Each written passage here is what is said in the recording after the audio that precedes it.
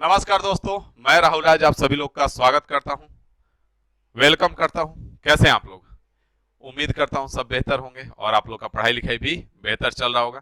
किसी को किसी प्रकार का कोई समस्या नहीं होगा। इस चैनल को बनाने का मकसद हमने बता दिया था कि ये चैनल अलग से इसलिए बनाया गया ताकि जो लोग भी एसएससी, रेलवे या और भी अदर्स गवर्नमेंट वनडे एग्जाम्स की तैयारी करते हैं उसका इस पे प्रॉपर करवाया जाएगा। ठीक है, उस चैनल पे हम बियॉन्ड लिमिट नहीं जा पाते थे, इसलिए इस चैनल पे हम बियॉन्ड लिमिट जा पाएंगे, सीजीएल तक का क्वेश्चन करवा पाएंगे, इसीलिए इस चैनल को क्रिएट किया गया है। तो इसमें अभी आपका सपोर्ट सबसे ज्यादा जरूरी है। अगर चैनल पे नए हैं तो सब्सक्राइब जरूर कर ले और सभी लोगों को शेयर जरूर कर दे। आज हम जो बात करने जा रहे हैं इसमें एमटीएस का सिलेक्शन प्रोसेस के बारे में बात करेंगे, जिसका अभी फॉर्म चल रहा है, अभी भरा जा रहा है, 2-3 दिन पहले से स्टार्ट हो चुका है। तो इसके बारे में हम लोग बात करेंगे कि एमटीएस का सिलेक्शन प्रोसेस क्या है, कैसे इसमें सिलेक्शन होता है, क्या क्या करने होते हैं, क्या क्या चीज होना चाहिए, सारे चीज के बारे में बात करेंगे। वैसे धैर्य बना करके सुनते रहें, क्योंकि इन चीजों की जानकारी पहले आपको जरूरी होता है इसका तैयारी करने से पहले। ठीक है, नहीं तो पता चला आधा तैयारी कर लिए तब पता चला कि ये चीज चाहिए लेकिन हमारे पास नहीं है, तो इसलिए हम नहीं कर सकते हैं, तो टाइम आपका व्यर्थ होता है। तो इसलिए शांति से बने रहें और चीजों को समझने का प्रयास करें। हम इसमें एक एक चीज के बारे में बात करेंगे, जैसा कि आप थंबनेल भी देखे होंगे। तो सबसे पहले हम बात करेंगे यहाँ पे, तो यहाँ पे आप देख पाएंगे कि एमटीएस का फुल फॉर्म होता है मल्टीटास्किंग स्टाफ। इसमें मंडे टू फ्राइडे आपका जॉब होगा। जॉब बहुत बढ़िया होता है, इसलिए बढ़िया होता है क्योंकि मंडे टू फ्राइडे ही होता है, ऑफिस आवर में ही जॉब होता है आपका 10 से 4 मान के चलिए। और दूसरा चीज होता है कि जो अफवाह फैला हुआ है कि एमटीएस के लोग झाड़ू पोछा करते हैं या फिर आपके जूठा बर्तन होते हैं, तो ऐसा कुछ नहीं है। एमटीएस का जो जॉब प्रोफाइल होता है वो आपका होता है कि एक टेबल पे अगर फाइल गया है, उस पे काम हो गया उस फाइल का, उसके आगे वाले टेबल पे अगर उसको ले जाना है तो वहां तक पहुंचाना होता है। तो ये एमटीएस वालों का जॉब होता है। ठीक है, आराम का जॉब होता है, ज्यादा टेंशन नहीं होता है। तो एमटीएस का मतलब समझ में आ गया, इसका जॉब प्रोफाइल समझ में आ गया क्या होता है। आगे बढ़ेंगे तो इसका जो फॉर्म है आपका स्टार्ट हो चुका है। ठीक है, 30/6 से स्टार्ट हुए, 31/7 तक आपका फॉर्म भरने का लास्ट डेट है।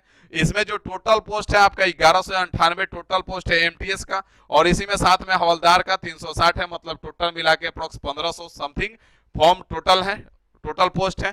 तो इसमें आपका अच्छा खासा चांस बनता है, अगर आप चाहें तो इसमें फॉर्म डाल के तैयारी कर सकते हैं। मैथ का तो हम रिस्क लेंगे, मैथ का आपका प्रॉपर लेंगे, मैथ का 100% करवाने का जिम्मेदारी लेंगे। इसी चैनल पे अभी प्रीवियस ईयर का करवा रहे हैं और बेसिक का भी वीडियो डाल रहे हैं, तो उससे आप पढ़ के मैथ आसानी से इसको कर सकते हैं, मैथ इसका। आगे बढ़ेंगे यहाँ से, तो यहाँ पे हम क्वालिफिकेशन के बारे में बात करेंगे कि आपके पास क्या क्वालिफिकेशन होना चाहिए ताकि आप एमटीएस में जॉब ले सकते हैं। तो आपके पास क्वालिफिकेशन होना चाहिए कि आप मैट्रिकुलेशन जो है पास होना चाहिए। कब? 1/8/2023 से पहले आप मैट्रिकुलेशन जो है आपका पास होना अनिवार्य है। अगर आप 1/8/2000 पहले से मैट्रिक पास नहीं है तो आपको कोई फायदा नहीं है, इसको ना देखें। ठीक है ना। इसके बाद आगे बढ़ेंगे, क्वालिफिकेशन समझ में आ गया, बस छोटा सा क्वालिफिकेशन है जो सबके पास होता है, आराम से होगा। आगे बढ़ेंगे इसके बाद, तो यहाँ पे एज के बात करेंगे, जो कि सबसे ज्यादा इंपॉर्टेंट हो जाता है कि एज कितने से कितने वाले इस फॉर्म को अप्लाई कर सकते हैं। तो जनरल इसका जो कैटेगरी होता है 18 से 25 और 18 से 27 होता है। कुछ पोस्ट जो होते हैं 1825 के होते हैं और कुछ पोस्ट 18 से 27 के होते हैं। बात समझ में आ गया। उसके बाद आपका रिजर्वेशन होता है, तो एससी एसटी वालों को 5 साल मिलता है, ओबीसी वालों को 3 साल मिलता है। पीडब्ल्यूडी जो जनरल कैटेगरी के होते हैं उनको 10 साल मिलता है, और पीडब्ल्यूडी जो ओबीसी कैटेगरी के होते हैं उनको 13 साल मिलता है, और पीडब्ल्यूडी जो एससी एसटी कैटेगरी के होते हैं उनको 15 साल छूट मिलता है एज में। बात समझ में आ गया। एज में कोई डाउट नहीं होगा, एज कितना चाहिए। अगर आप अभी 27 साल के नहीं हुए हैं मतलब इस फॉर्म को अप्लाई कर सकते हैं। आगे बढ़ेंगे यहाँ से, तो हमारा स्कीम ऑफ एग्जामिनेशन, इसका एग्जामिनेशन कैसे कैसे होगा। तो इसका एग्जामिनेशन जो होगा वो कंप्यूटर बेस्ड एग्जामिनेशन होगा, कंप्यूटर बेस्ड एग्जामिनेशन होगा। और दूसरा चीज क्या होगा, तो फिजिकल इफिशियंसी टेस्ट पीईटी बोलिए या फिजिकल स्टैंडर्ड टेस्ट पीएसटी बोलिए। ये पीईटी और पीएसटी आपका किसके लिए होता है, तो पीईटी और पीएसटी आपका हवलदार के लिए होता है। पीईटी और पीएसटी किसके लिए होगा, हवलदार के लिए होगा। बात समझ में आ रहा है। इसके बाद आगे बढ़ेंगे, तो यहाँ पे ध्यान दीजिए आप। अब यहाँ पे आगे बढ़ेंगे तो रिटन एग्जाम कैसे कैसे होते हैं उस चीज को देखेंगे। यहाँ पे कंप्यूटर बेस्ड जो एग्जाम होगा हमारा वो कैसे कैसे होता है, यहाँ पे आ जाइए। तो अगला बात यहाँ पे बता दें आपको कि कंप्यूटर बेस्ड जो एग्जामिनेशन होगा वो आपका 2 सेशन में होगा। कितने सेशन में होगा? 2 सेशन में होगा। सेशन 1 जो होगा मैथ और रीजनिंग का होगा, मैथ का 20 क्वेश्चन और रीजनिंग का 20 क्वेश्चन होगा, जो 60 मार्क्स के होंगे, जो 60 मार्क्स के होंगे, एक एक क्वेश्चन 3 मार्क्स के होंगे। सेशन 2 जो होगा वो भी आपका 45 मिनट का होगा, इसमें और जीके होगा, ये दोनों एक साथ होगा। सेशन 1 जैसे ही कंप्लीट होगा उसके बाद आपका सेशन 2 स्टार्ट होगा। सेशन 1 कंप्लीट होगा 45 मिनट जैसे ही होगा तो ये आपका क्लोज हो जाएगा और सेशन 2 स्टार्ट होगा। यहाँ से सेशन 1 में कोई निगेटिव मार्क नहीं होता और सेशन 2 में आपका 1 नंबर कटता है। जितने आप गलत आंसर देंगे उसके लिए 1 नंबर कटेगा, मतलब मान के चलिए यहाँ पे 1/3 आपका निगेटिव मार्किंग हो जाएगा। यहाँ तक कोई दिक्कत नहीं होगा, ना ही कोई समस्या होगा। यहाँ से आगे बढ़ेंगे और यहाँ पे साफ साफ बोला गया है कि सेशन 1 और सेशन 2 दोनों में आपको मैंडेटरी है कि आप दोनों अटेम्प्ट करना ही है। ऐसा नहीं हो सकता है कि सेशन 1 में ना दे, सेशन 2 में दे दे तो आपका रिजल्ट बनेगा, ऐसा कुछ नहीं होने वाला है। ठीक है ना, ये सब नोटिफिकेशन में लिखा हुआ है, मेरे तरफ से कुछ नहीं, हम अपने तरफ से कुछ नहीं किए हैं। आगे बढ़ेंगे तो उसके बाद फिजिकल इफिशियंसी टेस्ट है। फिजिकल इफिशियंसी टेस्ट होने से पहले आपका क्या होगा, तो जो एमटीएस वाले हैं, जो उनका फिजिकल इफिशियंसी टेस्ट हो या जो भी पीएसटी हो, उससे पहले आपका डिस्क्रिप्टिव होता है। डिस्क्रिप्टिव में आपको या तो लेटर लिखने को आएगा या एस्से लिखने को आएगा या तो कभी कभी दोनों आ जाता है। ठीक है, जिसमें 100 मार्क्स के होते हैं, जो कि आपका 60 मार्क्स अप्रोक्स लाना अनिवार्य होता है। अगर आप अप्रोक्स 60 मार्क्स लेके आए तो आप क्वालिफाई कर जाएंगे। उसमें अगर आप क्वालिफाई कर जाते हैं, टायर 2 जो कि बोला जाता है डिस्क्रिप्टिव होता है, तो उसमें आपको लेटर या एस्से या फिर दोनों लिखने को होते हैं। 60 मार्क्स ला दिए, आप पास हो गए, उसमें कोई दिक्कत नहीं है। उसके बाद आपका उसका कोई काउंटिंग नहीं है, आप इंग्लिश में भी दे सकते हैं, हिंदी में भी दे सकते हैं, ऐसा कुछ नहीं है कि इंग्लिश में ही दे और हिंदी में ही दे। ठीक है, इसके बाद आपका फिजिकल इफिशियंसी टेस्ट जो होगा वो 1600 मीटर होगा 15 मिनट में, किसके लिए? मेल के लिए। और 1000 मीटर होगा 20 मिनट में, किसके लिए? फीमेल के लिए। ये किसके लिए होगा? हवलदार के लिए होगा, एमटीएस वालों के लिए नहीं होगा। बात समझ में आ गया? यहां से आगे बढ़ेंगे तो यहाँ पे ध्यान दीजिए कि अगला जो आएगा वो आपका यहाँ पे लिखा हुआ क्या है, नोटिफिकेशन में पढ़िए इसको।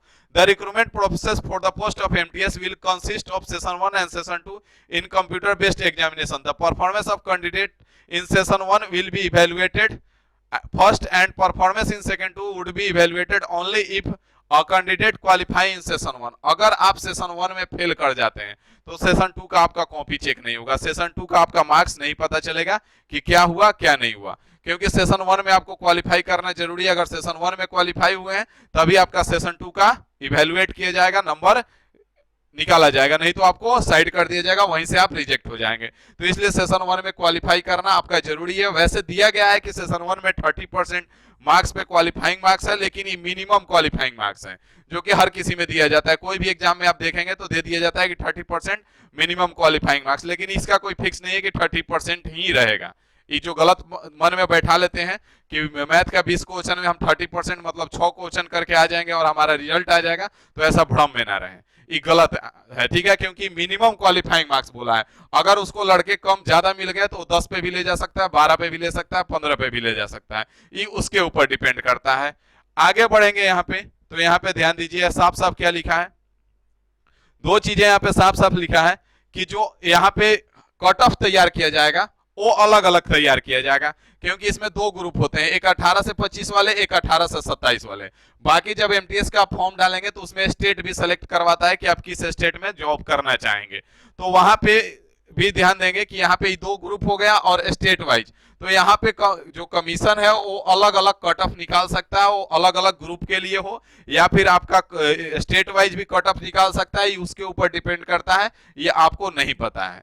बात समझ में आ गया? यहाँ पे लिखा हुआ है कि for the post of MTS candidate will listed in on the basis of their performance in session 2। Session 1 में आप क्वालिफाई करेंगे, उसके बाद सेशन 2 के परफॉर्मेंस पे आपका मेरिट बनाया जाएगा। ठीक है, normalize score of the candidate will be used to determine merit in CBT CBE computer based examination. The merit list would be prepared solely based on the performance in session 2। जो session 2 का जो आपका, अगर आप session 1 qualify कर गए तो session 2 के मार्क्स के आधार पे आपका मेरिट बनेगा और उसमें कुछ नहीं होगा।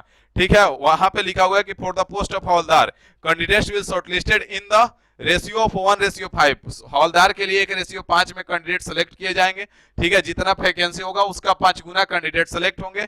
उसके बाद आप पीईटी में जाएंगे, पीईटी आने के बाद आप पीईटी क्वालिफाई कर जाएंगे, तब फिर आपका जो सेशन 2 का परफॉर्मेंस है उसी के आधार पे इसमें भी मेरिट बनेगा। दूसरा चीज, आप हो सकता है एमटीएस के लिए भी क्वालिफाई हो और हवलदार के लिए भी क्वालिफाई हो, तो ये जो अक्सर लोगों के मन में आ जाता है कि अगर हम जो पीईटी है वो क्वालिफाई ना कर पाए तो क्या होगा। तो अगर आप एमटीएस और हवलदार दोनों के लिए क्वालिफाई हैं और अगर आप फिजिकल नहीं निकाल पाते हैं तो फिर आप एमटीएस के लिए क्वालिफाई होंगे, उसमें आपका कोई दिक्कत नहीं होगा, एमटीएस के लिए आप क्वालिफाई माने जाएंगे। तो यहाँ पे आपका सिलेक्शन हो गया और आप जाकर के जॉब कर सकते हैं, उसके बाद आपको कोई दिक्कत नहीं होगा, नहीं कोई समस्या होगा, ठीक है। और इसमें जो जॉब प्रोफाइल होता है तो बता दिया आपका मंडे टू फ्राइडे होता है, ठीक है, और कहीं कहीं सैटरडे भी होता है, लेकिन कहीं कहीं होता है, ना के बराबर होता है, और ऑफिस टाइम में ड्यूटी होता है, ठीक है। और दूसरा चीज, office to office, department to department पैसा भी वेरी करता है। आपका 30 से 40 हजार के बीच में इसका होता है सैलरी, 30 से 40 हजार, अप्रोक्स 30 हजार से 40 हजार के बीच में इसका सैलरी होगा। ये डिपार्टमेंट टू डिपार्टमेंट आपका वेरी करते रहता है, ठीक है ना। तो जिस डिपार्टमेंट में आपका होगा वो वहां पे जाने के बाद पता चलेगा कि फाइनल आपका अकाउंट में कितना पैसा आ रहा है। तो उससे पहले आप तैयारी कर लीजिए, ताकि एमटीएस का फॉर्म आया हुआ है डाल दीजिए और तैयारी में लग जाइए, ताकि आने वाले 2 4 6 महीने बाद, साल भर बाद आपके अकाउंट में कम से कम 30 हजार रुपया पर मंथ आने लगे। तो कम से कम कुछ नहीं तो मम्मी को एक साड़ी और पापा को एक कपड़ा, शर्ट पैंट गिफ्ट दे पाए, ठीक है ना, उतना के लिए तो है। उसके बाद आप यहाँ से आगे जा सकते हैं। तो मिलते हैं नेक्स्ट वीडियो में। अगर चैनल को सब्सक्राइब नहीं किए हैं तो जरूर कर लीजिएगा। आज के लिए इतना ही रखते हैं, नई जानकारी के साथ फिर आएंगे। Thank you.